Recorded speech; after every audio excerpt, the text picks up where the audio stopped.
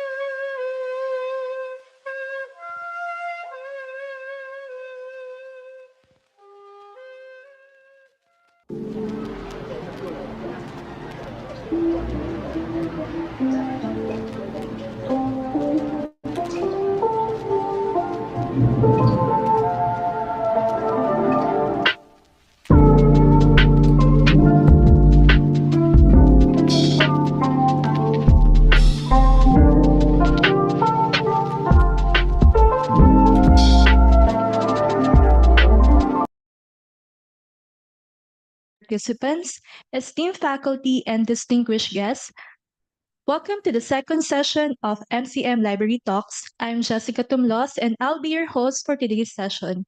This event is part of the 70th founding anniversary of UP Asian Center. To give you a quick recap of our first session in June 30, titled Preserving Legacies, an introduction to MCM book collection, we had the privilege of hearing Dr. Matthew Santamaria, who shared the personal and historical journey behind his remarkable book collection. Also, we have Miss Alessandra Gimba from the University Library, and she's also a former librarian here at Asian Center, um, who offered valuable insights into its significance as part of the Asian Center Library. Dr. Santamaria's collection consists of 878 titles as of the moment, pero still growing, and this collection are available for room use only. Right now, in front of you, we have the 24 selected books. Then later on, during the discussion, we will know more about this collection.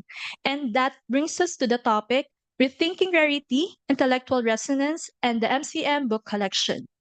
So before we begin, let me go over of our few house rules. So first, this session will be recorded for documentation, evaluation, and dissemination purposes. By attending, you're giving us a consent of your participation to capture any form. Second, all questions and inquiries will be addressed after the session. And third, please keep your phone on silent mode to avoid and minimize distraction. So now, without further ado, may I invite Dr. Noel Christian A. Moratilla, Dean of the UP Asian Center, to give us his opening remarks. Let's give him a warm round of applause. Thank you.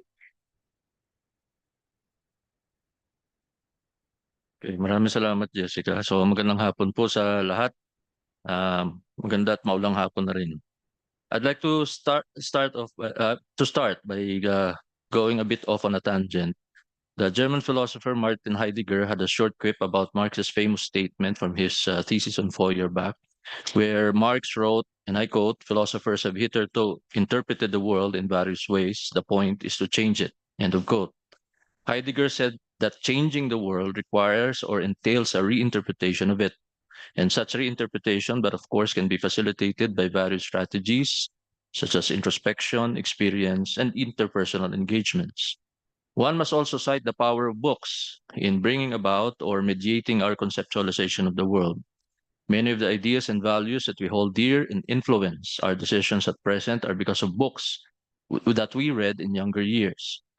Unfortunately, in recent years, books have been upstaged by other media in influencing young and old people alike. And seldom would one see social media posts on the current imbroglio involving allegedly corrupt officials which cite a passage or two from either a well-known or relatively obscure book, except perhaps the Bible, that many claim to read and understand in very often conflicting ways. Even the must-reads in schools, such as the Noli and the Fili by the country's foremost martyr, are read superficially, often with particular emphasis on the rote memorization of details. I feel, however, that the popularity of other media, including television, not to mention SOCMED platforms like YouTube and TikTok, can be leveraged and channeled into developing people's interest in books and reading. Remember how the television program Maria Clara Tibara, a kind of historiographic metafiction, gained popularity among students. One particular tita used her FB account to share how her own pamangkin, who did not read much, started having an appetite for books, especially the writings of the national hero. You must have also heard the claim that ours is a persistently oral culture, but books cannot simply be dismissed because they are an integral element of any civilization. We are therefore very fortunate to be the recipients of the books donated by our very own Dr. Matthew Santamaria, whose intellect, of course, knows no bounds.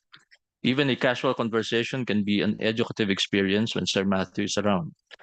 His remarks, say on one's fancy dress or a rickety air conditioner, can be interspersed with lines from, say, the Ramayana or Shakespeare or Dante. And through the books that he is turning over to the Asian Center Library, some of which he already has donated, we are able to have a window to Dr. Santa Maria's vast expanse of knowledge and artistry. As a center of intellectual production, the Asian Center rather will certainly be richer with the materials that he is donating to us, which one is not likely to find in the other units of the university. We are fervently hoping that in the not so distant future, we shall have a new structure, hopefully in the next year or so, for our library and our collection of cultural artifacts. And to end, allow me to quote, to borrow a deducted quotation from Jose Rizal. And I quote, "To foretell the destiny of a nation, it is necessary to open a book or let its seeds grow as inspirations." Marami pong salamat.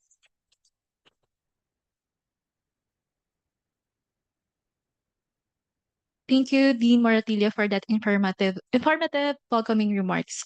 And now, as we dive deep into the topic of rarity and intellectual resonance, we are fortunate to have a speaker whose works embodies the spirit of exploration and intellectual curiosity. May I call on our resource speaker, Associate Professor Chadwick Ko Sisu. Let me read his bio note. Chadwick Ko Sisu is a associate professor of general education for health sciences, departments of midwifery and nursing school of health sciences, UP Manila. Concerned with questions about the humanities and philosophy, he remains pragmatically grounded with his interest in pilgrimage studies and intersections of politics, finance, and rhetoric. He was for 16 years with the Department of Arts and Communication at the College of Arts and Sciences before to be resigned to the countryside at the School of Health Sciences campus in Palo Leyte, Bel Air Aurora, Tarlac City, Tarlac. In state of erminition, he as such has bought and brought back the time for the things that truly matter, among them the simple joys of creation and recreation. Please join me in welcoming Associate Professor Chadwick Kosisu. Let's give him a warm round of applause.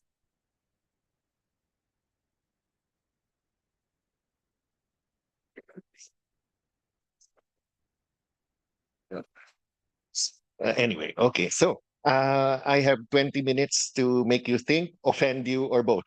So, yeah. So thanks for taking the time to show up. I know you have options, and the 20 minutes I'll try to use them very well for today's talk. So I didn't create a title of my own. I just cribbed the title that was given by Matthew. Thanks, Matthew, for inviting me. One of the most pleasant memories of my 16 years at the capital was being introduced to Dr. Santa Maria. This friendship has lasted for so long that I'm really starting to enjoy it now. So anyway, our agenda, I'll give you a few introductions and then two examples, canonical examples of what rare books are as defined, usually defined. And then I'll tell you about 5 books among thousands that have passed through these eyes that I will always remember. They're not the usual classics, but I hope that if you want to read them, you'll find them thought-provoking. And then I'll leave you with a few questions that you can ask yourself in quiet moments, like when you're sitting on the toilet. Always the best venue, at least for me, to think about life's greater questions. Mhm. There we go. So I don't have a library science degree. My training is in communication research. I happen to have certifications in finance and professional education. Just the same, I have been a bibliophile. I love books. I read all the time. And by joining you today, I am admitting to petty crime because I'm also a biblioclep. Sa madaling salita, nagnanakaw ako ng libro. So, pag sinabi ko nagnanakaw ako ng libro, ang isa sa mga pinakaayaw ko, yung nakakakita ako ng yung inaalikabok na libro. So, when I see a book gathering dust, irrespective of my opinion about the topic, I will wait for 2 weeks until it is removed from my sight. If 2 weeks pass and the book is still there, having gathered more dust, I relieve the table of the book. So today I have admitted to petty crimes. So Thousands of books have passed through these damaged eyes. But one way or another, they've enriched my thinking. And there are a few more other thousand books that I bought, but I don't think I'll ever get to read. My life as a traveling salesman of ideas at the School of Health Sciences requires me to make several trips across 3 of our 4 campuses. So I don't get to have as much time for reading as I would want, but I try.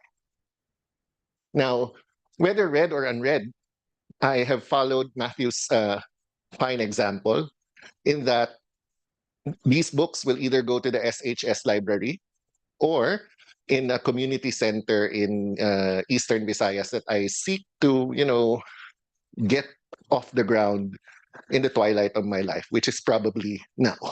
Yeah. I'll overshare because there will be stories behind my choices of books. Like I said, these are not classics, and quite likely they're unpopular. They're not the sort of books that you'll talk about in polite conversation, but you'll still learn something from them, I hope. So, 2 examples. Hmm, there we go.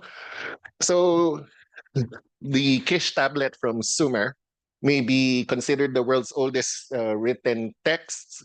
So, dating back to 3500 before the Common Era, 3500 years before the Common Era. So, it provides insights into Sumerian culture and how writing has evolved to the forms that we know today. The original tablet is held in Baghdad, and there's a plaster cast that can be found in the University of Oxford. So it's rare in the sense that it's old. So I think there's a logical function between age and rarity. That when it's older, it's less likely to be still around. So that's one example. And then another example from an Asian center perspective, and something that Matthew can give more insight on given his expertise, is the tale of Genji Monogatari, is penned by Murasaki Shikibu. So the original manuscript has been lost to time. It has been lost to time, but there have been many rewritten versions of the manuscript. In fact, over 300 of them with varying levels of quality and accuracy. So it's rare in the sense that the original manuscript has been lost. But thankfully, due to reproductions, the, the stories live on. The story, if you read this, or if you are interested in reading this, they're a bit racy, if you ask me. It's like softcore porn. So anyway, so how do I approach rare? So usually people approach rare in terms of, is it a first edition? Has it been there for 1,000 years? Is it the only remaining copy? Is the binding made up of human hair or human skin? Something, those questions. But I'd like to approach rare from a far more pragmatic standpoint. Even as people call me a scholar, I don't entertain delusions of being that smart. Well, I know I'm smart, but I'm not that smart. I don't seek to problematize every single thing. So for me, I approach rare in terms of pragmatics. Does it make me think? Does it make me think more than usual? Anything that makes me think more than usual is rare to me.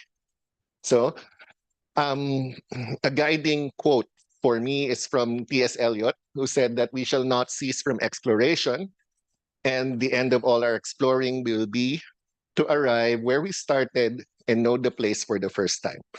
The way I understand this quote is that if you reread a certain book, there'll always be new insights. I've also been a traveler prior to my transfer to the School of Health Sciences. And there are certain places that I return to over and over again because of reasons personal and professional. And for example, every time I go back to Australia or Pakistan, I learn something new. And I look at the places and people like I'll see them for the very first time in my life. So the traveler in me, the physical traveler, is likely to be dead by now. but it will remain only because I will continue reading until my sight gives out. Are we still good? All right. Okay. So 5 books I'll always remember out of so many thousands. Anyone familiar with this? Yeah, of course. Right. So this was required reading in my undergraduate research methods class. And one of the things that I remember about this was that uh, the final grades were always released as an entire class. So I know that I got the best grade, and then the next one got a 225 or something, mainly because nobody really understood this. And when I say nobody really understood this, I had to read this twice at the age of 21. So first published in 1962 by the University of Chicago Press, then a 1969 reprint that had a postscript by Kuhn, and then a 50th anniversary edition in 2012. So there's this phrase paradigm shift that became entrenched in common language because of this book.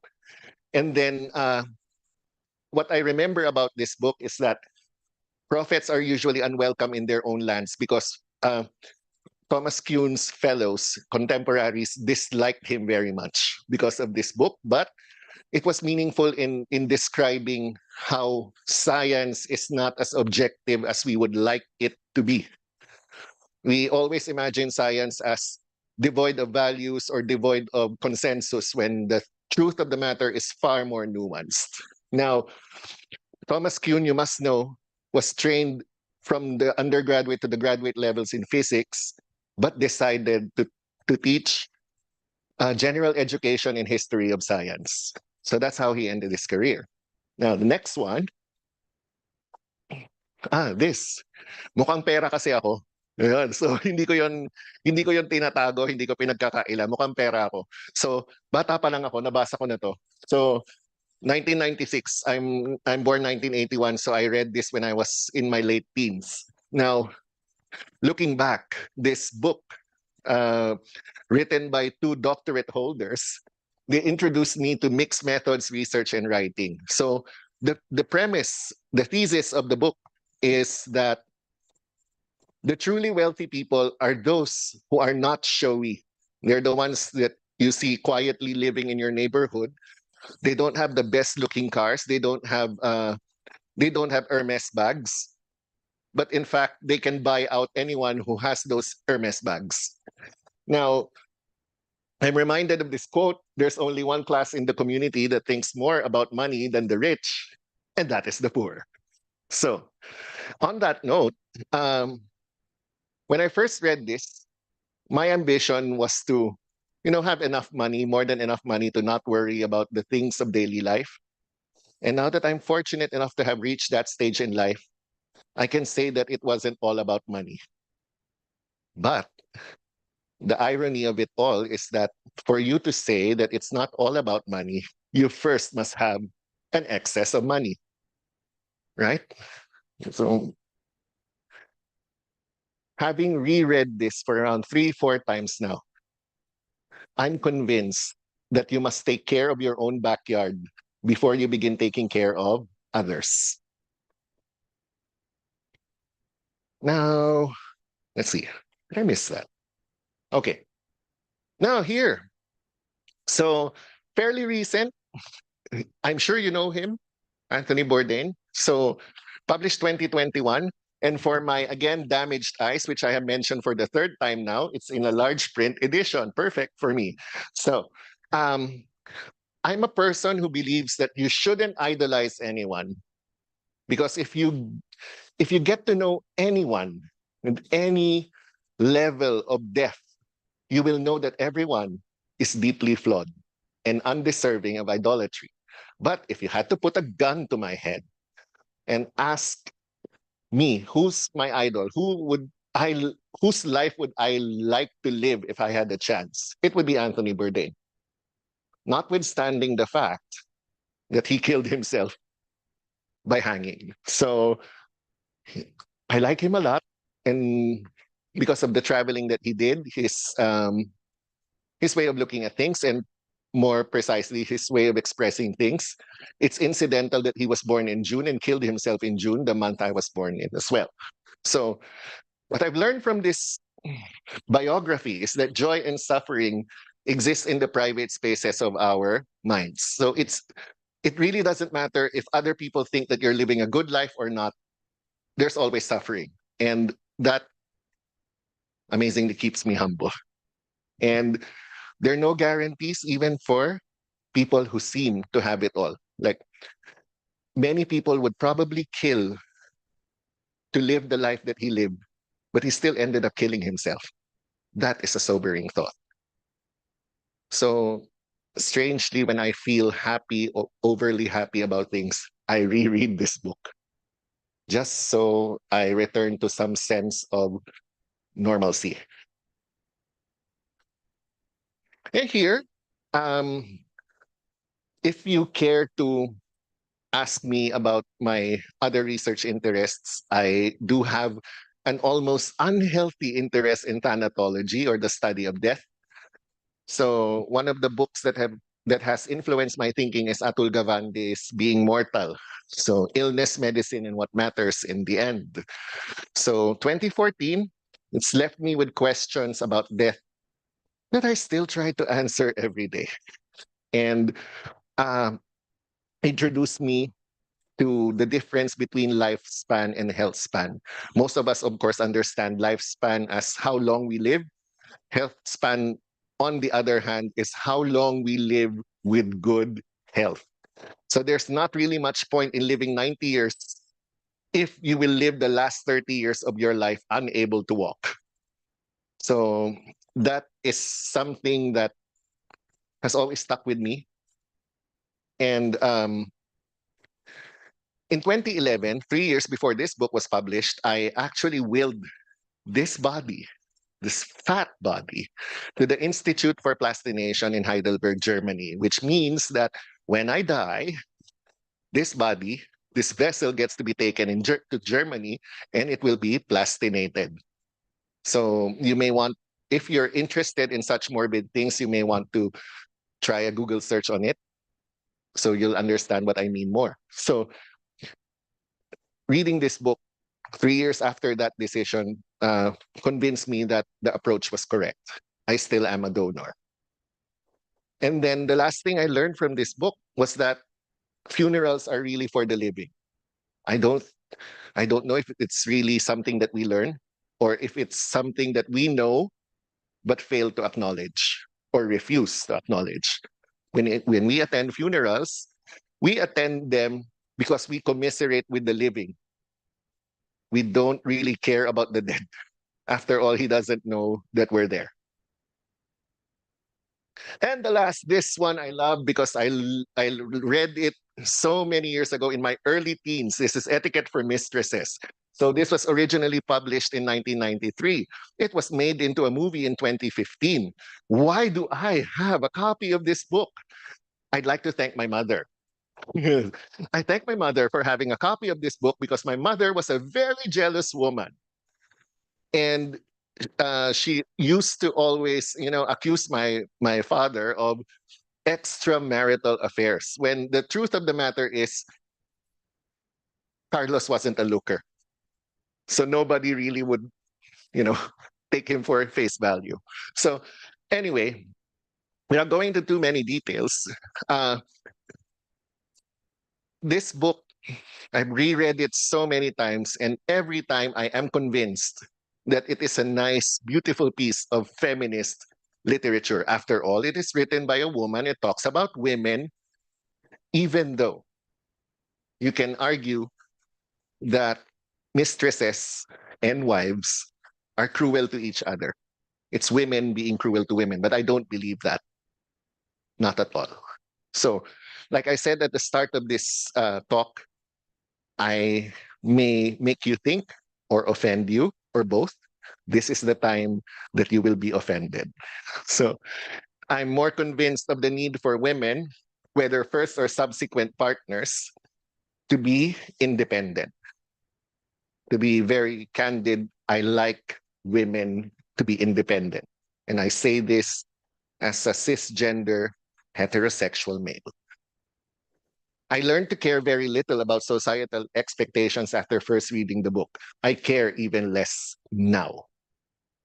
So I don't know if you know Gretchen Barreto. I don't know if the audience here still has heard of Gretchen Barreto, apart from the thing about the people who have been disappeared.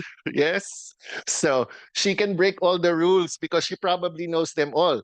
Matthew and I have been alive for a little bit longer than most of you, so we can tell you that Gretchen Barreto used to have very, very colorful relations with Bong Revilla, the senator, who's also involved in yet another corruption scandal.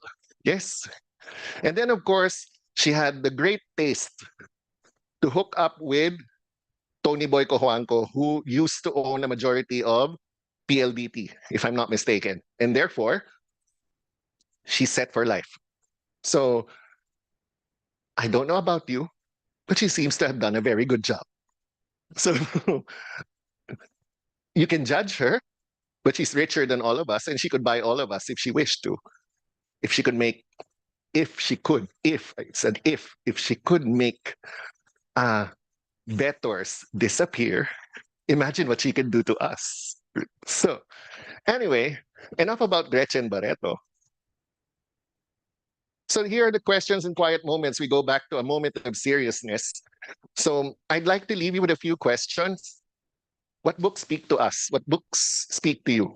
There are many others, but I know I only have 20 minutes.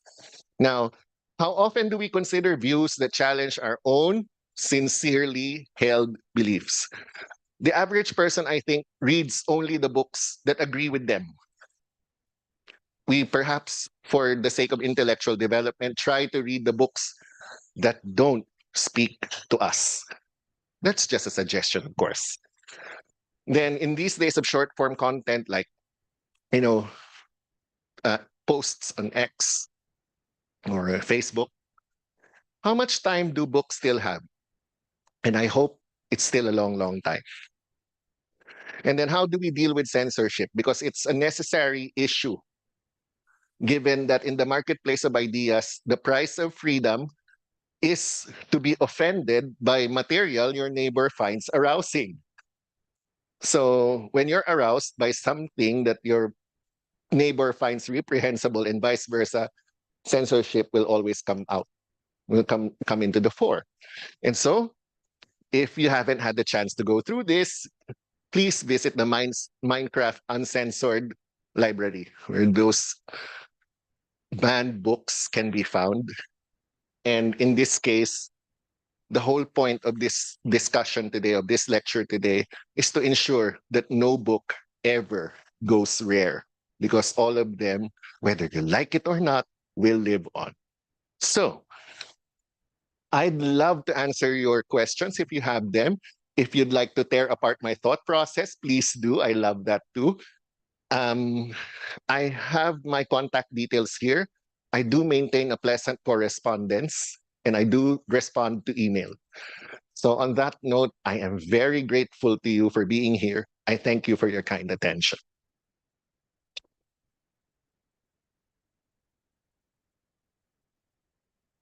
Thank you, Associate Professor Chadwick, for that thought-provoking topic. It's very interesting po, and also it gives nag-reflect po ako about your presentation. About what you mentioned about your reading, na nagbibigay siya ng panibagong idea as you reread a certain book that you finish. So thank you so much po, Associate Professor Chadwick. So before we proceed to the second discussion, I would like to acknowledge our distinguished Professor Dr. Tina Clemente, and also our former head librarian of Asian Center Library, Sir Profiro Liwanag, head of Asian Center Library po. Salamat po thank you for coming. So now we proceed to the second discussion. Let me read the bio note. Dr. Matthew Santa Maria is a professor at the Asian Center University. Ay, sorry. sorry. I'm sorry. Ulitin ko po ulit. Sorry. Kinakabahan lang po. Take two po, take two. Yes, yes. Okay. Dr. Matthew Santamaria is a professor at the Asian Center University of the Philippines, Diliman, where he shares his expertise in Japanese politics, culture, and society. He earned his Doctor of Law and Master of Law in Political Science from the Graduate School of Law at Kyoto University, Japan, and holds a Master's in International Studies and Bachelor of Arts in Political Science from the University of the Philippines, Diliman. Dr. Santamaria's academic journey reflects a profound commitment to understanding the political and cultural dynamics of Japan and Southeast Asia. Specializing in politics, performance studies, and culture of Japan and Southeast Asia, Dr. Santamaria has made significant contribution to these fields through both scholarship research and creative pursuits. His research interests include Sama Bajau studies and Philippine culture, with notable publications such as Paghamu Bohedea, interrogating property in Sama Tabawan music and dance ritual of a sacred well. Beyond, beyond academia, he co-directed and choreographed Tanghalang Ateneo Sintang Dalisay, showcasing his dedication to integrating performance art with cultural studies. In recognition of his artistic achievements, Dr. Santamaria was appointed as a UP artist, underscoring his dual impact as a scholar and artist. So, let's welcome po Dr. Matthew Santamaria.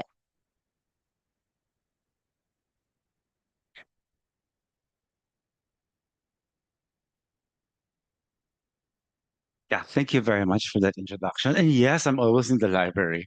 No, I think I'm one of the professors who always go and say, that book, get it for me.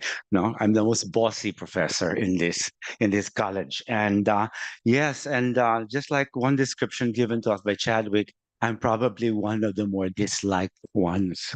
No, but that's not my point here.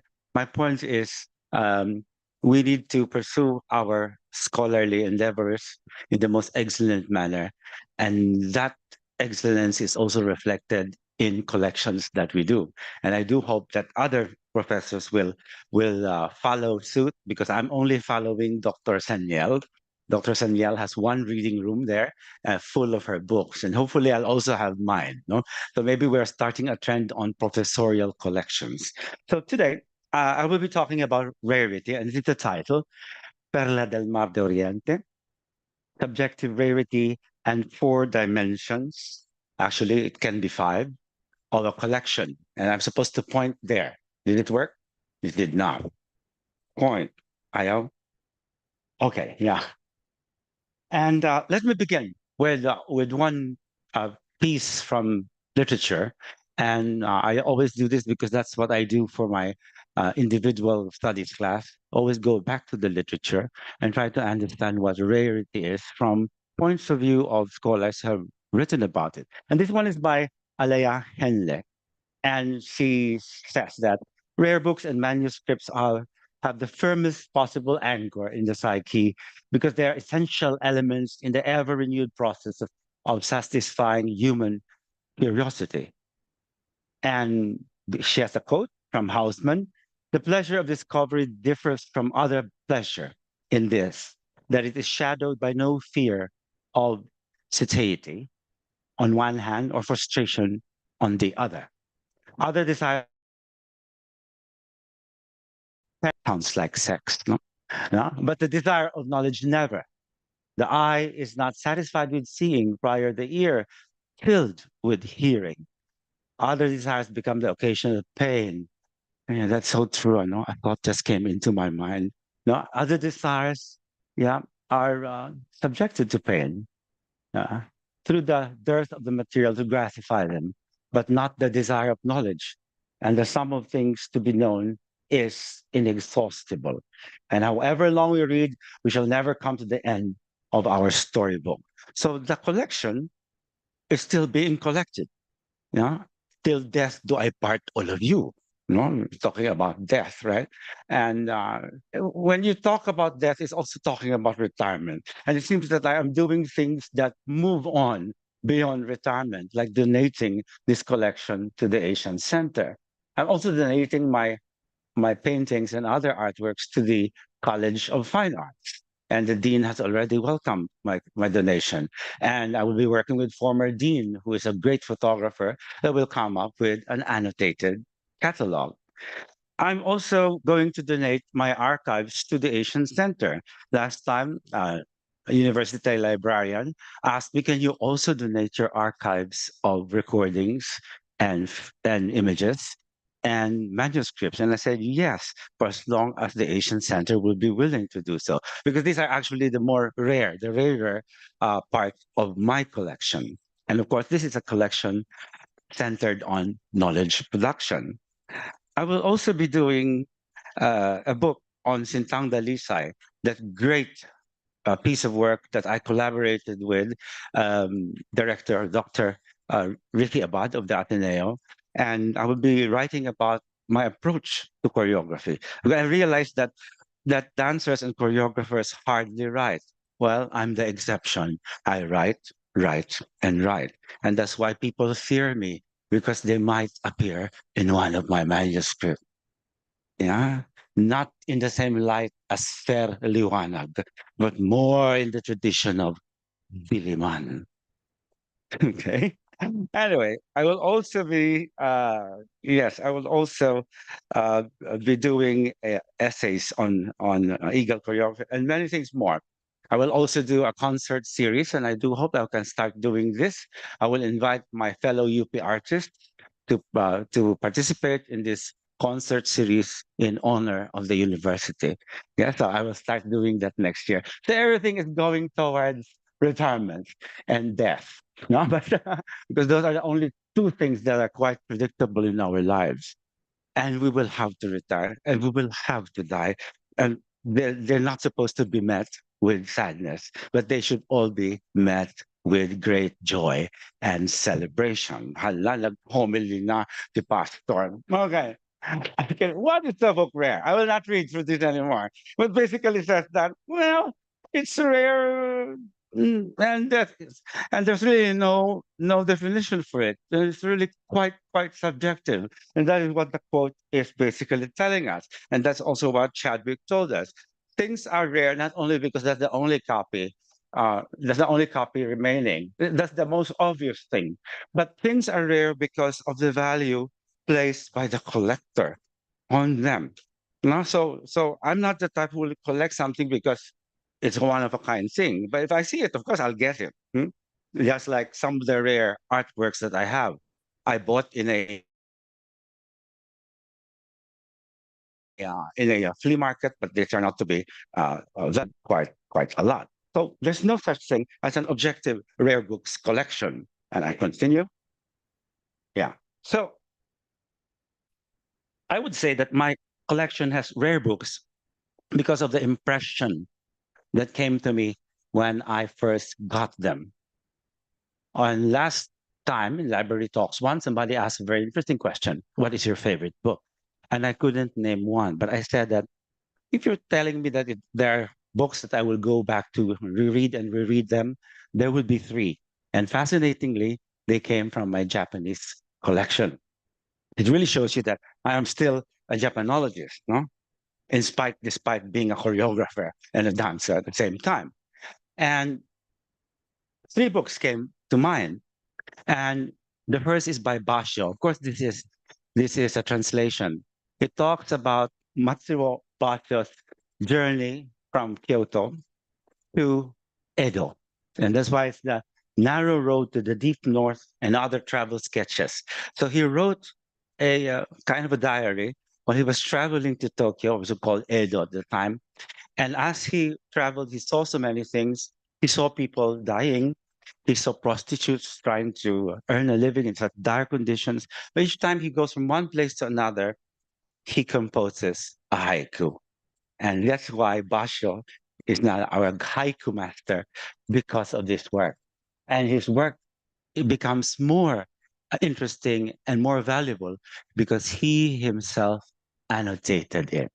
He himself annotated it. And that's what I'm doing here. I'm annotating myself and I'm annotating my work because hardly anybody does that anymore. And this is a book that you would want to read and reread if you read it. And it's quite short, just like the two other books that I will introduce to you again. The other one is The Book of Tea. At this point in time, missing. No, hahanapin natin dito, Jonah. Saan pumunta yung Book of Tea? Kung hindi mahanap, let's order one because we can still order one.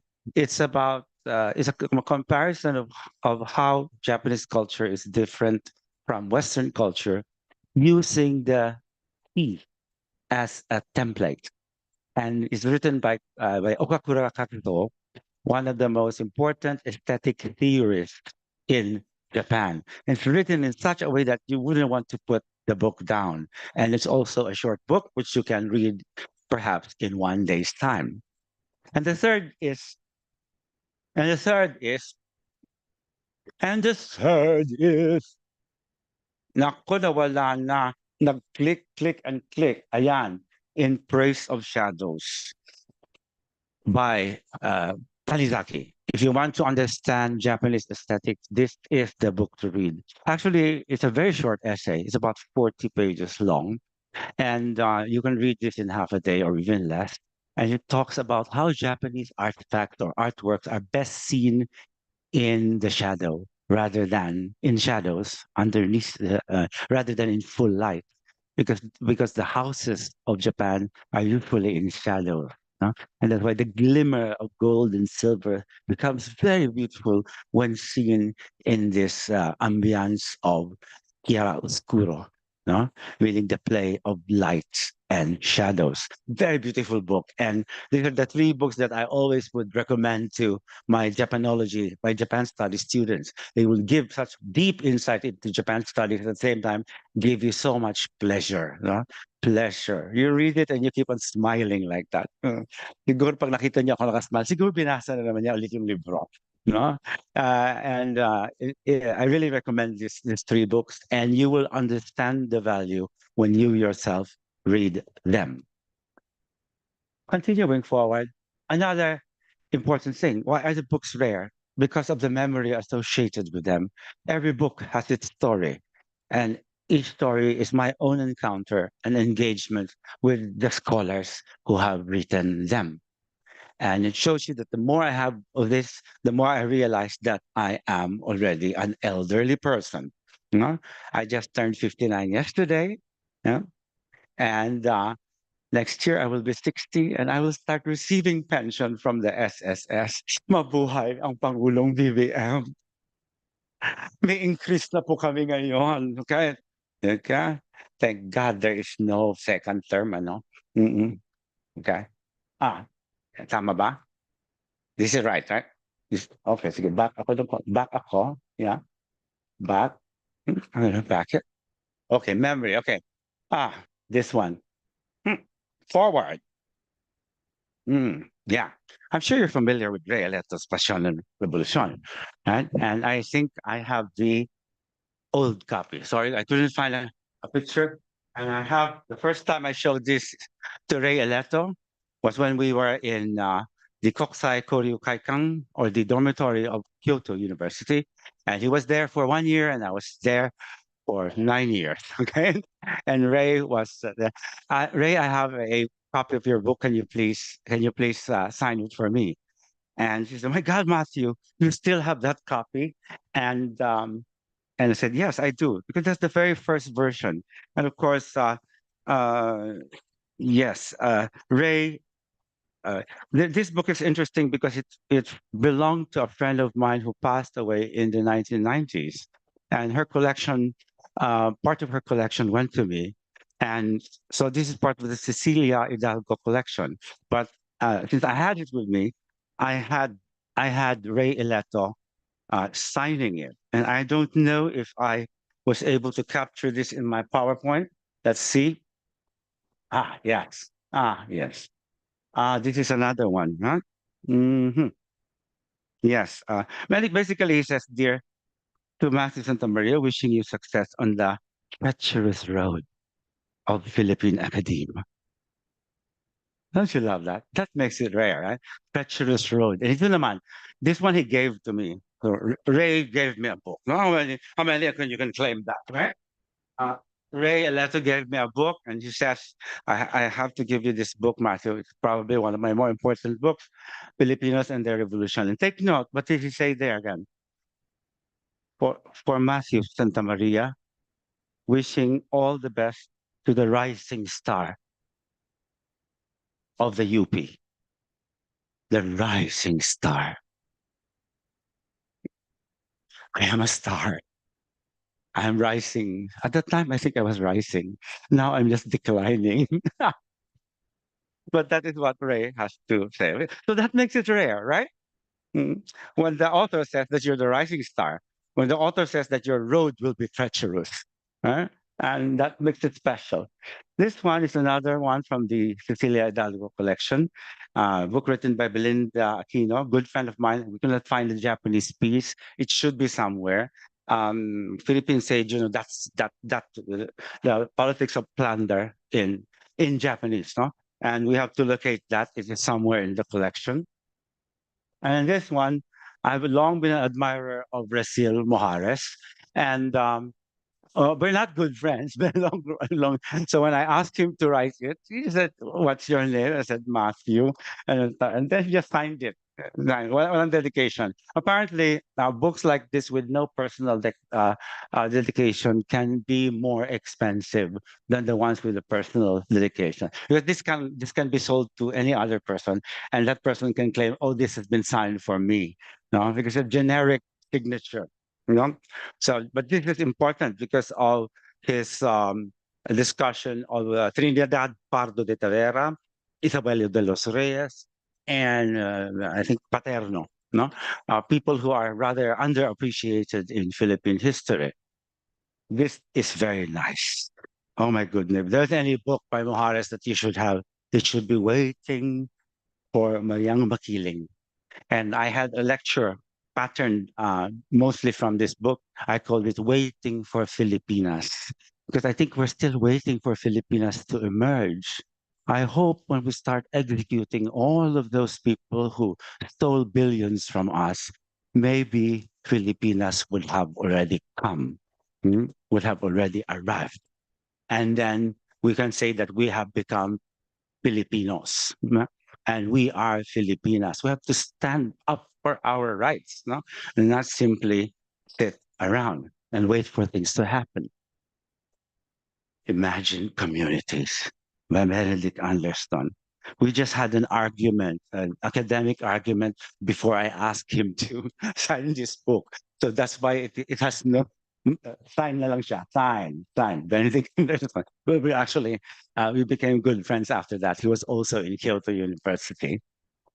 Oh, we would like to acknowledge the presence of the university librarian, Elvi Lapus. Yes. Um, okay. This is a book signed by the sister of Jose Hoya, the national artist, and says, with our deep appreciation for your loyal support and sincere friendship. So I'm a very good friend of Jose Hoya. And I also know the sister Josie Baldovino, who, by the way, graduated from the Asian Center. Okay. And yeah, uh, mm, Jose Hoya, I met Jose Hoya in Davao in the late 70s. Then when I became a student in UP, I just went up to his office and said, "Hi, sir, remember me?" I said, "Oh," he remembered me, and then we became very, very good friends. And I actually had a sizable collection of Hoya sketches. And and Hoya by Hoya. I wish I had a title like this, huh? Santa Maria by Santa Maria. Huh? Maybe when I write a book on methodology, Santa Maria by Santa Maria, essays on research methodology and how to insult your colleagues. No? Through methodology. No? So, no, for him to fully appreciate the beauty of the Philippines, its people and landscape. through the art of the Filipino artist. Signed by Jose Boya, very good friend of mine. Yeah. You and your bibliography corresponds to your list of friends. You already know that you have made it and that you're about to retire. Okay.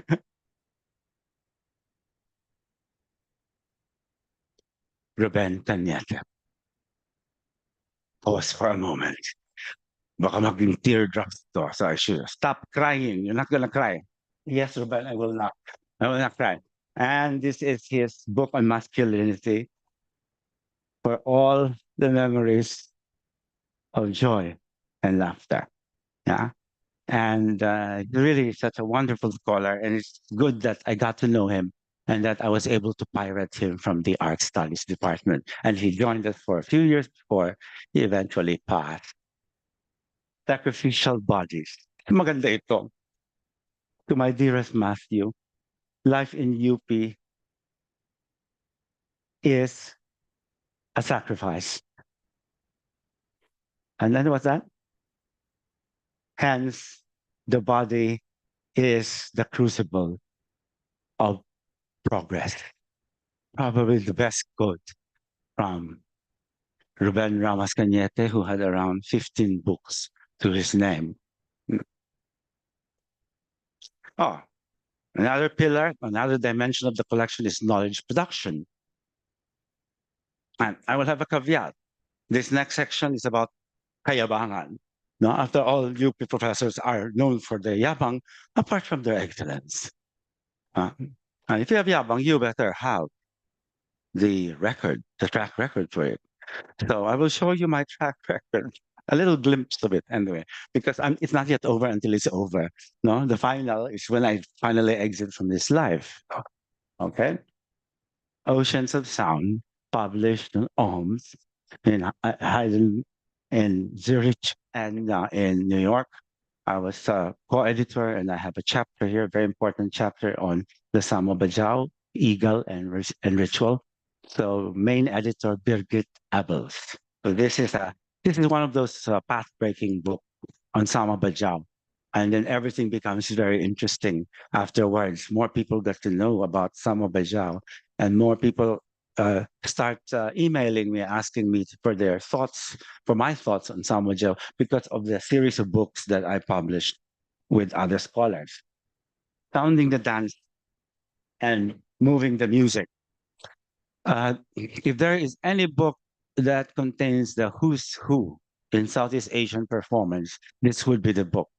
And I was so lucky to have been invited to this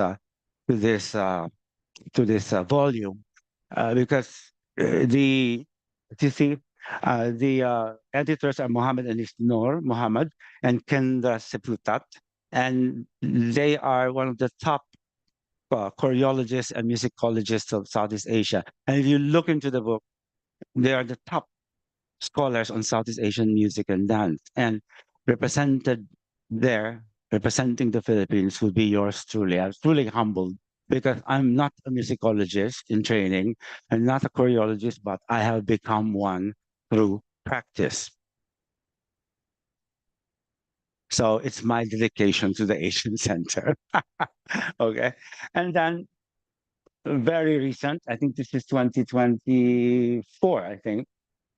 Another book that contains volume 1, volume 2. So if you have volume 1, volume 2, these are the great, great masters of ethnomusicology and choreology in Southeast Asia, focusing on the royal courts of Southeast Asia. And again, Philippines is represented by yours truly. So quite expensive. And I think I donated a copy to the, well, this is the donated one, but I think I should donate another one elsewhere. Mahal eh pag dun, I think 70 euros yata or more, no? Oh, wala na ba yung isa? Ah, yeah, this one, the Sulu Zone. And you look at the Sulu Zone, looking at it as a maritime cultural complex. I think GGL should get a copy of this. We should give the president a copy because he like archipelagic thing. No? So this would answer all of his questions. No? And here are some of the dedications written by some of the other authors. Yeah, and I will not read them anymore, but they are there. So they're very important to me because when this was launched, um, it was dedicated to Dr. Ricardo Tremilius' 80th birthday. Maybe the top musicologist still alive in the world. And this was dedicated to him. They started calling the authors who graduated from the University of Hawaii, those who studied under him. And then later on, he went to the podium and said, "May we also ask Dr. Santa Maria to join us on stage?" So on we got, I'm not a musicologist, you're calling me, and I'm surrounded by his students, but I was there, acknowledged as part of the lineage. So it's like, okay, I may not have the diploma from UH, but I have the approval of the top musicologist, Ricardo. It was such a great moment. And it became a, Moy Mati, pumunta ka na dito. So we all had. So it was a nice way of saying he's also part of the UH line. Possibilities. No. Other part of the collection are possibilities. These are pathways where I will probably go in the future if God gives me more time and resources. I think He will. He usually does. And if He also takes me, that's also good. Oh, I'm tired already. Oo, yung mga maraming mga dissertation defense na yan. Ako, Dean Moratilla. I understand now why we have retirement. You do get tired. Yeah, okay. Um, this is one important in the collection. It's actually a work by National Librarian Eulogio Balan Rodriguez. Yeah, given to me by my good friend who comes from that family. So it has the signature of the National Librarian. So this will probably be the most important book from the point of view of librarians, no? Because it's a book commissioned by the occupation, by the Japanese occupation. So he wrote this because he was asked by the Japanese occupation leaders to write this book. And it's all about the important traits of the Filipinos. Take note, Asia for Asians, right? And that's one of the ideological. So I actually will have to write about this because it was a commissioned book, uh, commissioned by the leaders of the occupation. You write about the cultural traits of Filipinos, and it's all contained here. And in fact, he even has a letter, no, to show that it has been received. So he doesn't have the signature there, but he keeps all of his correspondence with a copy, a carbon copy. The young people don't understand what is a carbon copy. Well, we'll show you one. It starts with a typewriter, right? But young people don't know that anymore. Mm. It's a book on music and maybe dance by Colin McPhee, one of the trailblazing writers on Bali. Colin McPhee is actually a pianist. He has a recording on Balinese music, which he rendered in piano. So very important musicologist who lived in Bali, got fascinated by Bali, and he wrote A House in Bali. Mm. Presently, I'm buying a house in Bali. Mm. And that's where I will go and start my new world on Balinese studies. I'm already starting writing on Bali. Another book, quite rare. There's a copy in Ateneo, but I don't think we have a copy in UP. So this one will be the UP copy by Beryl Desuit and Walter Spies. No, yeah, Spies, no? Spies, two important people who lived in Bali. They are expats who lived in Bali in the early part of the 21st century. Covarrubias in Bali is an art book on the work of Miguel Covarrubias, very important writer himself of another book on Bali. And we have this in the collection. It's a beautiful coffee table book with beautiful paintings. So this is where I'm headed because I've been to Bali more than 30 times and I have an ASEAN pass and I can go there anytime, provided that I have a travel authority. Travel authority. I mean, I must have a travel authority. If you don't have one, you're illegal. Illegal. Illegal. It's not a crime, but it's illegal. Okay? Hmm. Sabi ko na din, ha, lahat po kailangan ng travel authority. Ah, oo, kahit na bakasyon, kailangan ng travel authority. No? Simple na rule lang yon. O, di ba? Okay, sige. Ah, Java Gold. Yeah, I have three of these books on Javanese gold. One is on rings, another one is on something else, and this one are on statues. This is important. I showed this to the late Vic Pass, and I said, Vic Pass, the picture to the right is the picture of the Golden Tara, which is in the Chicago Field Museum.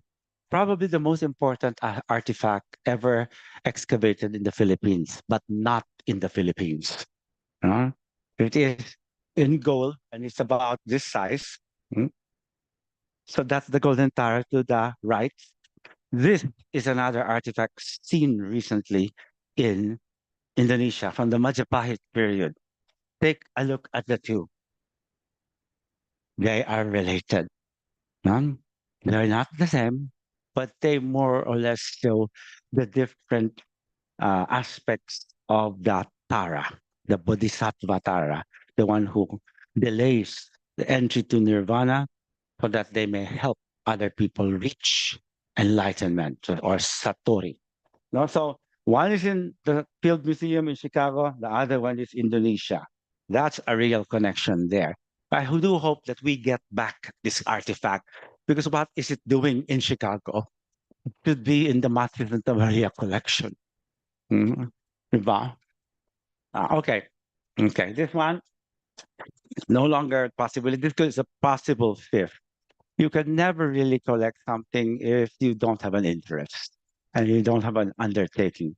And this is what I call virtu et fortuna is from Niccolo Machiavelli. He advising the prince, how do you get power? How do you maintain power? How do you extend it? So yes, you must have virtue, or the goodness in your heart. Leaders must have virtue or skillful characteristics, good character. You know? But at the same time, leaders must have fortuna. This would be something like mandate from heaven. This might be something like you are really willed by God to become a leader. And this we have also in scholarship. You must have virtue. If you don't have the virtues of truth, you know, and beauty like me, and you will never make it. And you will never be able to call a field your own because you're only predatory. You just publish whatever you think you can publish, but you're not really creating a niche in knowledge production. Uh, you publish this, then they don't cohere. So you must have virtue et fortuna. And I think this is the next example is an example, the universe telling me you have virtue et fortuna. I went to Recto one time and it happened, wiwing-wiwi na ako. Pumunta ako ng Isitan. And then after doing my business in the toilet, I saw a book stand with second-hand books. I picked up two other books and then this one. This one is by Maya Angelou, the poet laureate of the United States. And I didn't know that it was signed. I just bought it for 45 pesos. Yeah? And is it here? Yeah, it is here. No? And I approached it, a sacred object, the copy that might do. It is here. And I went to my friend's house and said, "Oh, I bought this book and this book." And I bought one by Maya Angelou. So let me read something from Maya Angelou. So I started opening the pages. And the first thing that opened was this page.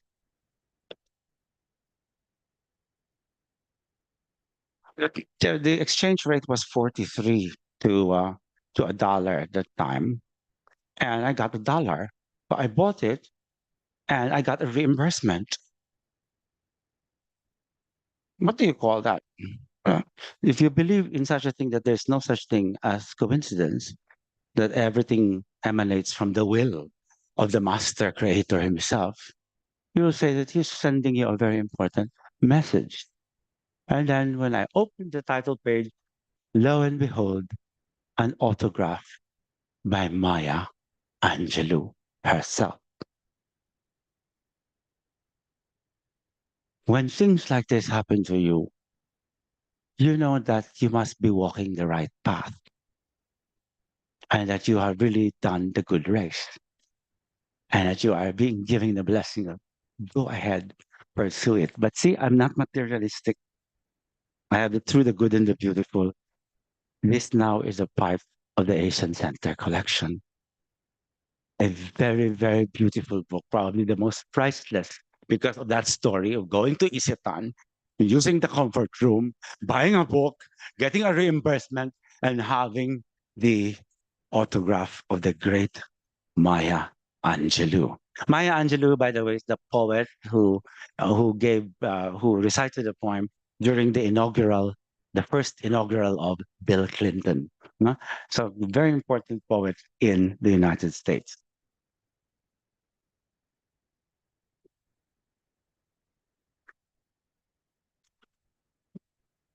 And so that is how things go. We collect. I'm trying to say is, yes, you collect because you have an intellectual interest. You collect because you have an artistic interest. You collect because you believe that you can learn. And then in Kyoto, there is a temple called the Ryoanji, and it is made famous because of the rock garden. And there are about 8 rocks set to a beautiful garden made of pebbles, yeah, rock and pebbles. And it can be interpreted as mountain peaks peeking through the clouds. They could also be islands floating in a beautiful sea. And another, it can also be a mother tiger and her cubs. So this is very Zen Buddhism. And next to it, by the way, the other side of the temple, you have, that bamboo thing that drips water and got tok, no? It has finished giving the water. And there is a basin there made of rock. And there are inscriptions there saying, I study only to be content. Let me go back to the beginning quote there. I study because only to be content. In other words, you study for your happiness. You don't study so that you can be his escudero or Sra Duterte or that great president who's now in The Hague. You study only to be content. I think it's so beautiful because as professors and as artists, we share. And by sharing our knowledge, we become content. And I think that is the ending of it all. Oh, meron pa pala. Oh, meron pa palang quote, ano? Diba? This is a book, this is a comment on The Tempest. Prospero is the main character of The Tempest in William Shakespeare. And in The Tempest, Prospero brings with him in exile 3 books. One is the Bible. The other one is a book of incantation, and another book which is magical in itself. What is Shakespeare trying to tell us? Shakespeare is telling us that books are a source of power. Books are a source of knowledge, and it can be any knowledge of sort, but books can transform the world, apart from transforming the very person who wrote them and the very person who consumed them in their readings. And I hope that with that, we continue our passion to read books, continue buying books, kahit ang dami ng mga PDF online, and continue our collecting the annotated, because without the annotation, useless. And that's what I'm doing now. I'm annotating myself. Santa Maria by Santa Maria. Maraming salamat po. I just gave another book to the library, and this is a palm leaf book, a Balinese book written on a palm leaf, and you're supposed to read it this way. Ligtad yata. It's a book on the Ramayana, and it consists of Baliktad yata. Kaya naman pala. See, you read it this way, and the Ramayana emerges like a graphic novel. No? So this is a book. This is how Balinese books are. You can also see this in other parts of Southeast Asia, like in Thailand. This is how their books would be. So maybe if we were not colonized, we would have libraries of this. So we don't have any of those books anymore. But well, this can also be a wall painting, but it's a graphic novel, or a part of a graphic novel. Hopefully, I will be able to. Yeah. And there's annotation at the back. No, be able to donate more of this kind from all parts of Southeast Asia to the Asian Center. Thank you very much, and I end here. Maraming salamat. These are the languages that I have studied and can speak, by the way. Terima kasih banyak. Okenchiraun is Cambodian. Muchas gracias, tomo arigatou gozaimasu. Thank you very much. Mahalo. Mahalo nuiloa. I'm part Hawaiian, by the way. Magsukol. Daghang salamat. Maraming salamat po. Thank you.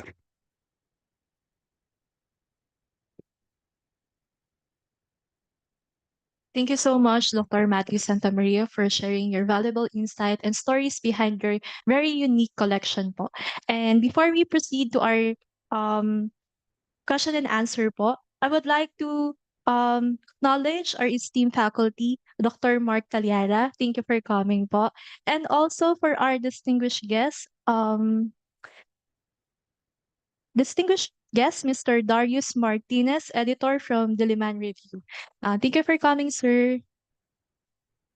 And now we'll open the floor. I would like to invite Associate Professor Chadwick po to please proceed to our table po for the question and answer. Thank you po.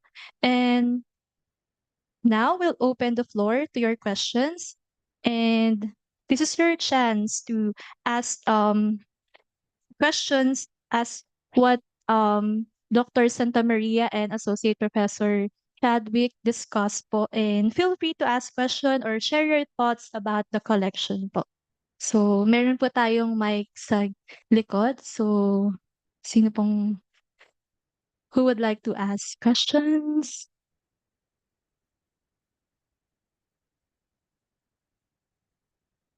Or any insights?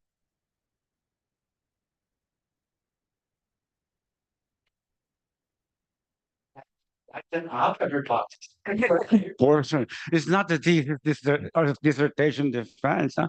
Any question. In fact, last time when somebody asked a question, that really made me go thinking, what are the three books that I will keep on going back to? And that helped me understand my own collection because it may be favorite book. No, there's no favorite, but there are three that I always go back. And that's Basho's the Narrow Road to the Deep North, and Izaki's In Praise of Shadow, and Okakura's The Book of Tea. So any question is appreciated.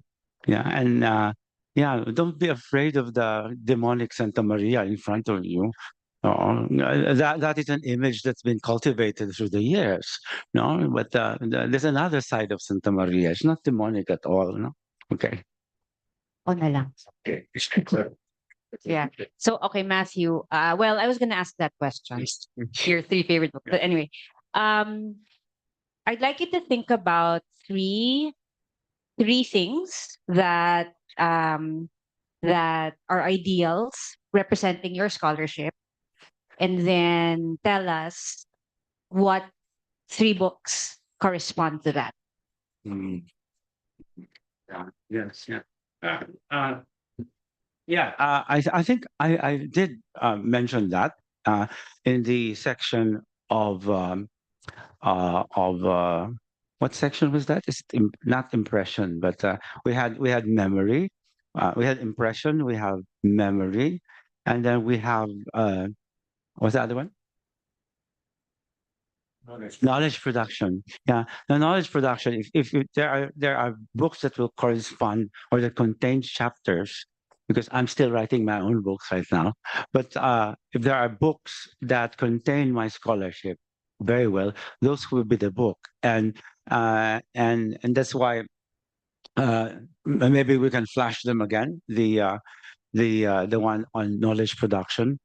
I think those are the path-breaking publications of mine because before that I was not really recognized in the field of Samobajao studies and in musicology and choreology. Musicology study of music, choreology study of choreography or dances. Yes. If I may.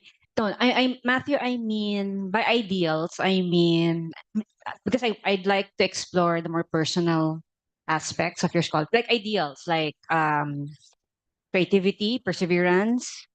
Mhm. So I mean, I'm sure there are many ideals that represent your scholarship, but just choose three, Mhm. right? And then tell us what books represent what books correspond to that. Okay. You want okay? It's like a Miss Universe Yes, question, it no? is. It is. I That's ideals, it. no? So That's I have it. to stand up like Yes. that, no? I have to put something like this, no? With one foot in front. Ideals. Well, one is one would be courage. Courage can be difficult because you have to say things which other people do not like. No, courage is important, but based on truth. No, and I think the oceans of sound started that all because I had to say that there is this opinion that these dances are all the same in the Philippines, but I'm saying that they are not the same. They belong to three ethno-linguistic groups. They come by three different names. The musics are different. The choreography is also different. So I had to say Nick Chongsan is wrong. The guy of Fernando Amilbangsa is also wrong. But even as I say that they are wrong, that's say that they are bad people and that they should be executed. I'm saying I'm going against a paradigm. A paradigm is how things are seen as correct in academia. And there is this huge paradigm in the Philippines right now saying that these three dances are the same. But I am now going into a scientific revolution. Yeah? And I'm saying those are wrong, and I will show you why. And this is all started there. Yeah, it's an ongoing intellectual battle against against ideas that are so well entrenched, and even even uh, even part of the CCP Encyclopedia of the Arts. I'm going against all of that. And courage is important. You're saying it's different, and this is how I will show you. And this started it all. And then we go to the next slide.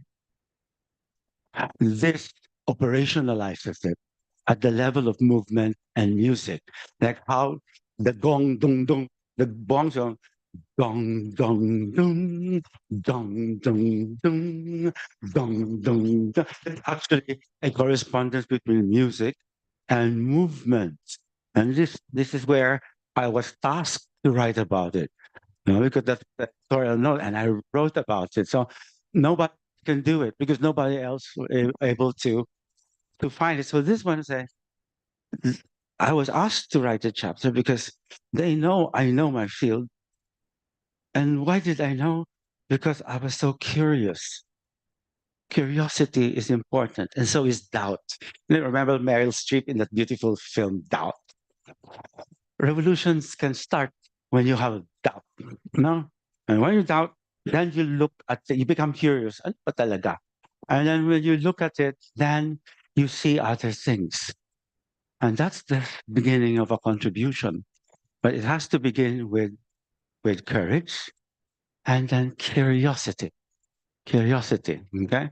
And so we have the three, you know, no, courage, curiosity. And can we go to the next, please? Yeah. Yeah. Persistence.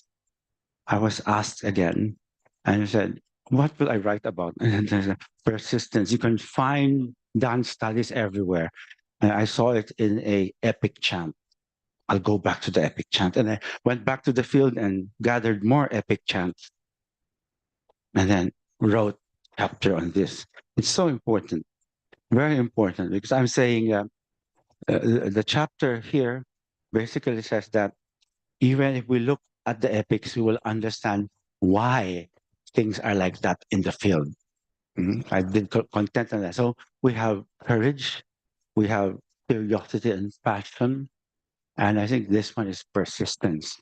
And you have to be persistent when you are constructing a knowledge field. You have to be persistent. Don't go away from that field. No one day you'll write about, yeah, you can do that. You can write about sinigang. Yeah, it's fine. But you must go back to your, you want to go, you want to go. Nice. It's a nice one. No, no, it's a nice. So, so you have to be consistent and persistent. You cannot keep on going too many. No, you will be a jack of all trades, but a master of none. And that's why I had decided a long time ago, okay, my main field will be Sama Bajau studies. I will be using musicology and ethnochoreography. I'll be going back to this field every now and then. I will write about other things too, but there will always be a core. The core scholarship will be Sama Bajau studies and the music and dance of the Sama Bajau. And that's what I will be known for. And I know that I'm already known for that right now. I can look at other scholars who do not think otherwise, and I say, I will win this crown. I will win this crown because I have virtu et fortuna. I'm good at heart. Although people have described me as a demon, I'm good at heart. And I have the skills. And the universe will always let that thing happen because those two are there. Okay. Thank you for that question, Dr. Tina. Na. Okay. Ang haba tuloy, ano? Napaka-expressive kasi, ano? Haba-haba. Yeah. That's why I'm happy when these things are captured by video because I know 20 years from now, somebody will go into the archives of the Asian Center. Yung pala si Dr. Santa Maria, ganun pala siya magsalita. Napakabalding pala siya, no? That's good. It's a record of what things happen. Other questions, please, for Chadwick. Why death? I have a question for Chadwick. Chadwick, Yeah. Okay. What are your observations about generational differences in reading and appreciating books? I mean, if you have, I mean, I'd like to know because right now, younger readers grew up in a multiplicity of reading media. And so I'm just wondering, no? Kasi, well, I was late, so sorry. I didn't catch the major part of your presentation, but I caught the last part. And you were talking about rarity Yes. and all that. So I don't know. Would things that I mean people my age think aren't rare and maybe perhaps commonplace, but maybe it would be perceived differently by those from younger generations. I guess we have different it's possible to have a different appreciation of books and what commonplace is, what rarity is. Yeah. I entertain the notion that the younger generation is no longer a fan of reading as we are, and therefore all books can technically be rare. And then the exposure to and preference for short form content has actually killed or lessened the desire for reading heavy material. I moved from a communication program here in the capital to health sciences programs in the countryside. What I notice is that people, at least the students that I've had, are entirely uncomfortable articulating or putting down their thoughts onto paper. And we can always infer that the ability to put down thoughts onto paper is a function of our ability to read and absorb. So there are exceptions, of course, given enough numbers of people, but how I wish that people were still more comfortable reading. That's how I look at it. Thank you, Dr. Clemente. Any other questions po? Going... Ay.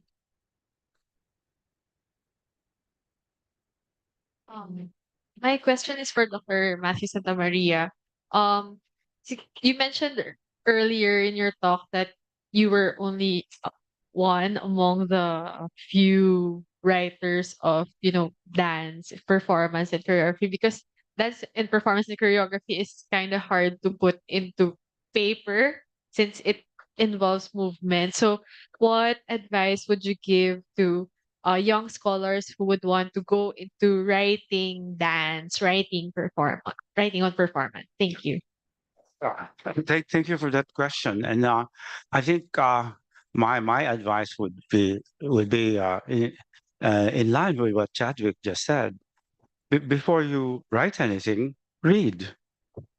Read muna kayo. I think this is in our class, right, Sarah Sheila? Um, Miss Sheila Toy is from my class, no? And you're in my PS 298, which is a independent study class, and it will always begin with a review of literature, because what you're writing about would have been written about already before that, or at least the approach would be written about. So read first, and my usual thing is you read first. You go to the library or you go to JSTOR and Project News.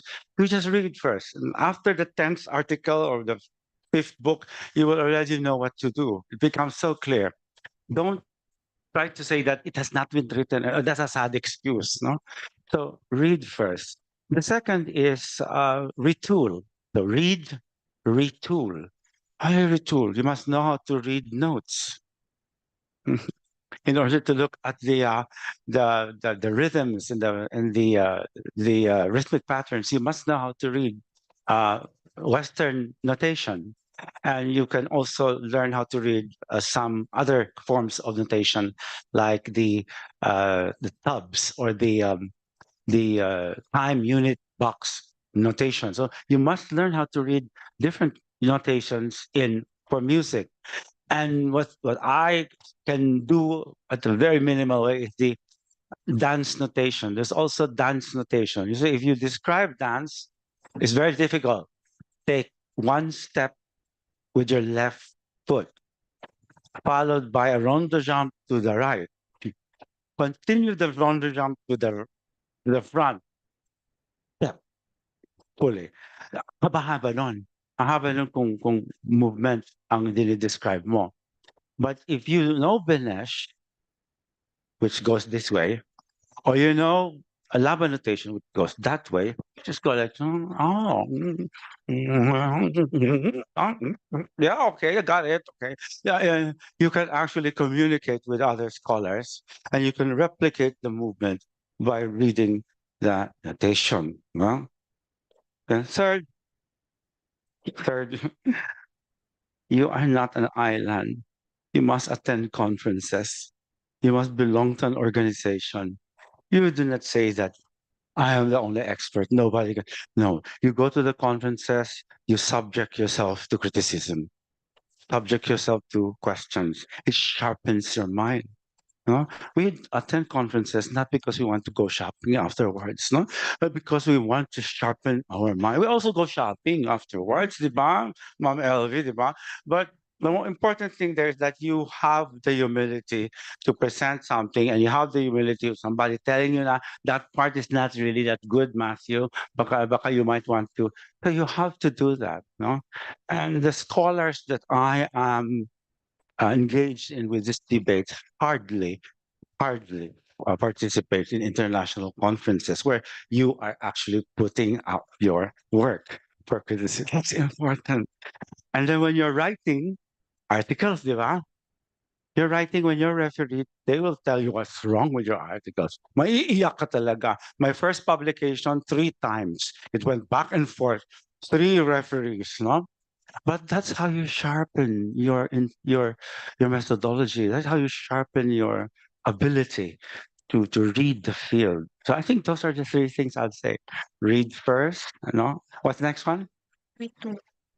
Retool, learn the skill. And then the third is present. Mm. Represent your work in international conferences so that you can be refereed. O, di ba? 3 hours yun, di ba? Reading, writing, arithmetic, di ba? Di ba? So read, retool, and represent your work in different fora. Okay, thank you for that. Serious one. Yeah. Like you were asking me about. Thank you very much, Dr. Santa Maria. Sorry, just another question for Dr. Chad. Sorry, Prof. Prof. Chadwick. Um, Sometimes we have this notion that something rare is kind of intimidating, or it's not difficult to approach, but kind of scary to approach. So somehow it creates a bubble of exclusivity. So how do we, break that thinking that something rare is, kind of difficult to approach, or intimidating to approach? I think it's um again in keeping with my pragmatic approaches to things. I think what it takes is what Matthew mentioned earlier as one of his core values, which is courage. And if you ask me to define courage, courage is fear that has said its prayers. But because I don't pray, fear is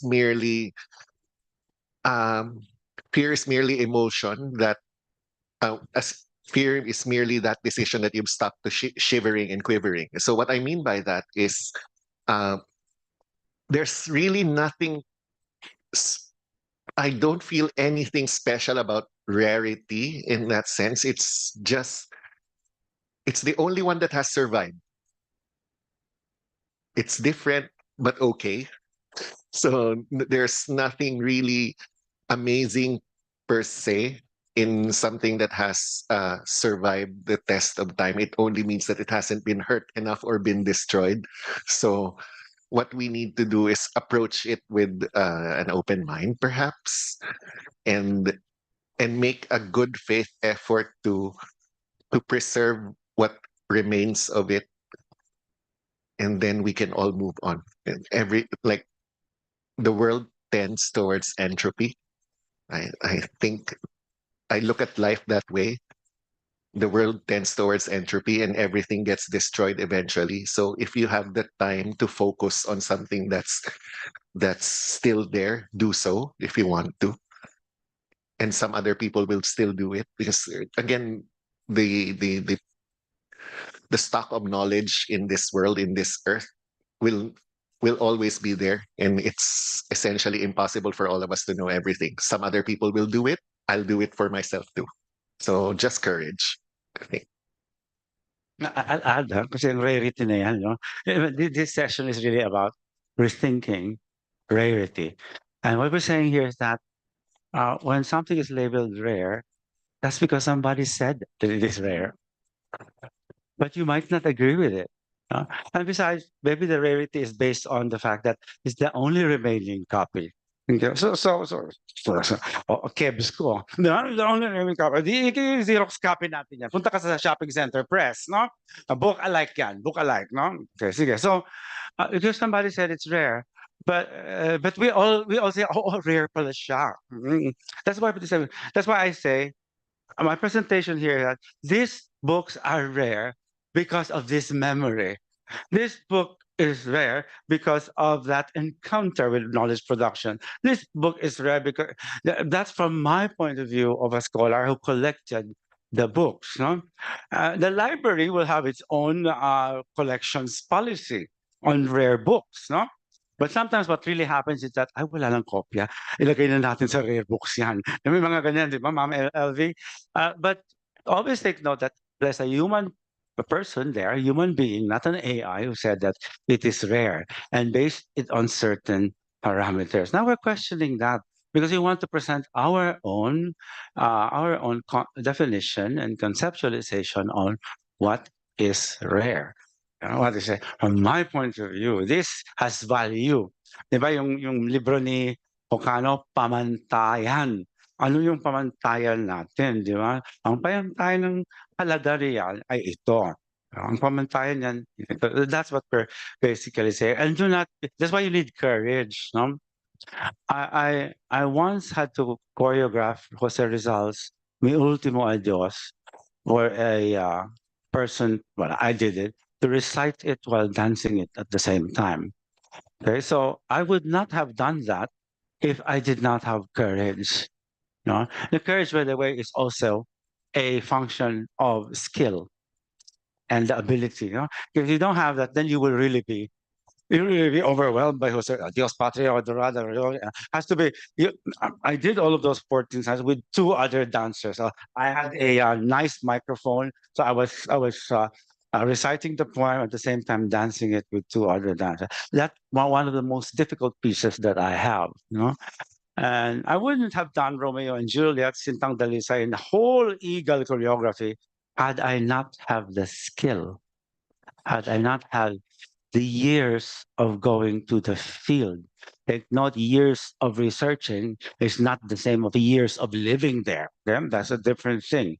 No? Years of researching in the field and actually being confronted by people in the well, yung sinabi mo, Master, bakit mali?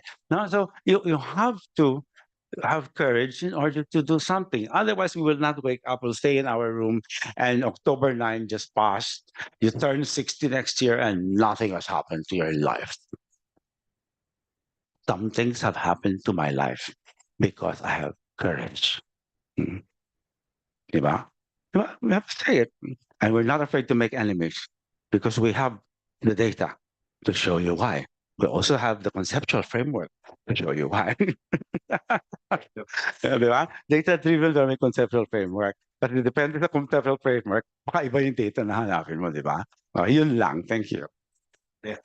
Yeah, death. Will we talk about death now? Kasi siguro ito na yung pinakahuli. Kasi death na, di ba? Death na, di ba? Death. Sige, sige. Why death? Why death? Okay.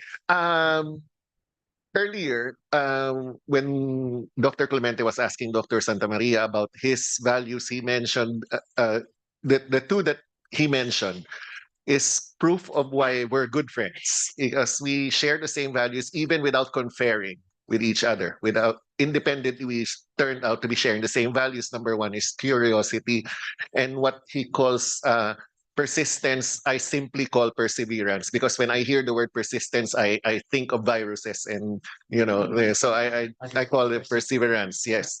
So I like the study of death because these are intractable questions. We really don't have the answers, no matter how much we try. And the whatever point, whatever place that I reached in this modest academic career has been due to the fact that I am willing to ask questions, the answers of which are not entirely clear.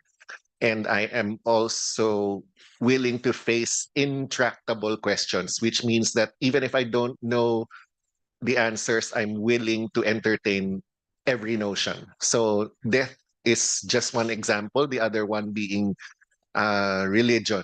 So I'm a communication major, but my portfolio has been enriched by research on thanatology and religious studies. So these are areas of studies where you don't have very clear answers, and you will always be subject to the withering criticism of partisans.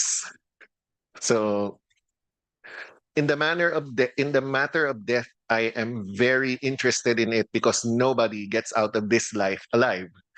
Uh, I also have deep, shall we say, profound personal experience because that is my role in the life that I lead. I deal with dying relatives and all that.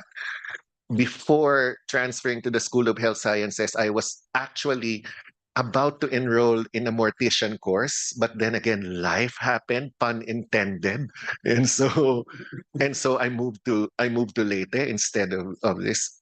I saw I saw my father take his last breaths, the last 111 seconds of his life. I took a video of it, and I didn't cry until 6 months later.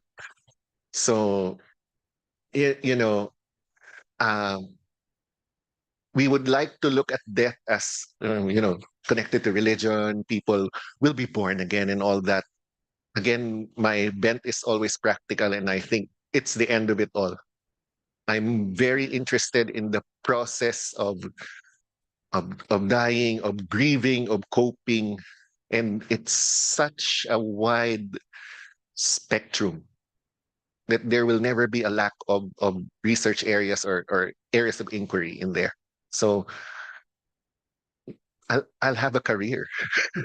I'll have a life precisely because of death. Till Yeah. death do you part. Yes. Siyempre, mahirit din ako, ano. I'm writing about death right now. There will be a Japan Studies conference in Laos in December. And I'm writing about a song which is based on an elegiac poem. So it's like a eulogy. And the song goes, "Do not stand at my grave and weep. I am not there, I do not sleep. No? I am the sunlight on ripened grain. I am the stars that shine at night." The beautiful poem written by an American sometime in the 1930s becomes a song in Japanese called Sen no Kazu ni Natte. So it goes on, Watashi no ohaka no maide, no? Nakanaide kudasai. It's translated into Japanese and becomes the top song in Japan for the next 3 years. No? And later on, based on that song, another person from London, I think, uh, retranslates it and sings it again. Do not stand at my grave and weep. So it becomes, as the song, the eulogy changes, the form changes. So many people pick it up, and it has even become a symphonic orchestra piece, become a choral piece. And all. Why is it like that? Because the song conquers death. Now, it says that I cry. I'm still here. I am in the stars. I am in the sun on the ripened grain. I have become a thousand winds that blow. So the beautiful positive note to it make it very, very easy to consume. You know? So that's my next chapter. I'll be writing about death. Okay, thank you. I think we have to end here, no? Certificate play, no, so picture taking. Okay, sige, thank Yes. you. Okay, as we come to an end of today's session, it's my pleasure to formally recognize the valuable contributions of our speakers.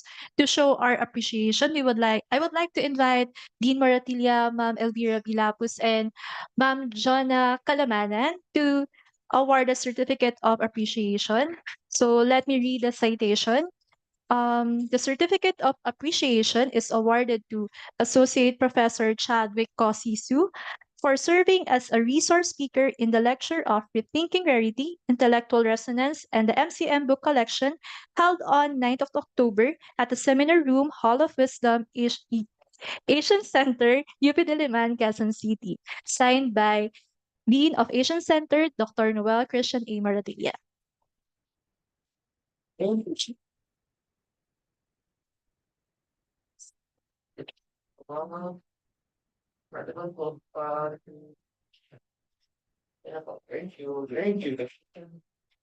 Okay, for another certificate po, for the Certificate of Appreciation is awarded to Dr. Matthew M. Santamaria for presenting a lecture on a resource person in the lecture on Rethinking Rarity, Intellectual Resonance, and the MCM Book Collection held on 9th of October 2025 at the Seminar Room, Hall of Wisdom, Asian Center, UP Diliman, Quezon City. Signed by Dean of the Asian Center, Dr. Noel Christian A. Maratilla.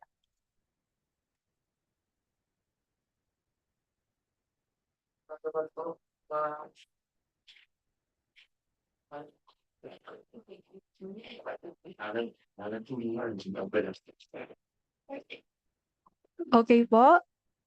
At this juncture, may I please call Ma'am Elvira B. Lapus, University Librarian and a friend of Dr. Santa Maria, to give us a short message. Good afternoon, everyone. Just mentioned a friend. Actually, I'm a fan. I remember the very first time saw Dr. Santa Maria. I didn't, I didn't get to talk to him. I was just watching him. It was, I think, a program in what programs in the university. And I believe, if I remember it correctly, it was at the university theater. Dr. Santa Maria was there on center stage, was dancing. And the movements was so mesmerizing. And there he was. I distinctly remember you were wearing green. And he was doing like a dance from Indonesia, I think, and every movement, the music and the way he moved, it was like I was the only one watching him. And that's how he was as a performer, how Dr. Maria as a performer. Hindi mo siya basta makakalimutan. Tatatak siya sa'yo kasi napanood mo siya. And just imagine my joy and how glad I am when I realized and when I came to know him finally, as one of our professors here and one who's very much, a friend of the library. And this is, just a proof of how Dr. Santa Maria really loved the library and how he would like us to continue reading. Paulit-ulit na sinasabi na. Because hindi dahil librarian ako, sinasabi ko na magbasa kayo. Sinasabi ko na sana nagbabasa at sana talaga magbasa kayo because iyon ang kailangan natin. Huwag na natin pag-usapan kung bakit. Alam na natin yon kung bakit. So, we're truly thankful to Dr. Santa Maria for sharing these treasures to us. Gusto kong itanong kanina, Dr. Santa Maria, how would you like us to take care of this book? How would you like us to, sana sana sabihin niyo, wag lang naming ilagay sa library. Sana sabihin niyo na buksan 'yan. Sabi nila, buksan 'yan sa lahat. So, Dr. Santa Maria, on behalf of the University Library, the Asian Center Library, maraming maraming maraming salamat sa pagbabahagi mo, sa pagpili mo sa Asian Center Library parang paglagakan or pag-iwanan nitong mga ito. Okay? At yeah, thank you din po sa ating Dean, kay Dean Moratilla for having us here once again. And sabi ni Dr. Santa Maria, pangalawa pa lang ito. May dalawa pa before we can have it finally open to everyone. So to everyone here, kasama natin ngayong hapon, kay Professor Chadwick, I would like to listen to you some more. Sana may iba pang pagkakataon na nandito ka sa university. Opo. Ayan. Ang galing pumili ng kasama ng resource speaker. So, Professor Matthew, maraming maraming salamat and looking forward sa mga susunod niyo pang pagbabahagi at pagtulong sa library. Thank you very much.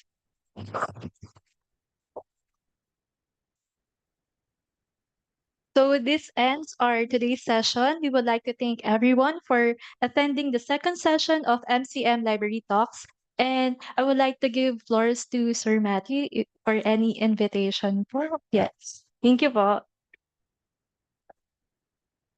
For those all of you who are here and still here, you have the license to attend the birthday party, which will be held downstairs at the Japan and Japan and ASEAN room. Okay, so thank you very much for coming, and let's have lechon. Bye. Magpipicture ba tayong lahat? Picture daw lahat. Everybody come over. Come over, everybody.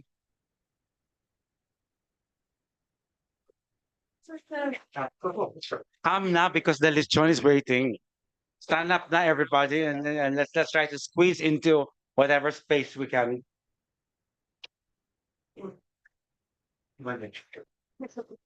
Kasi mga passenger ticket na yan.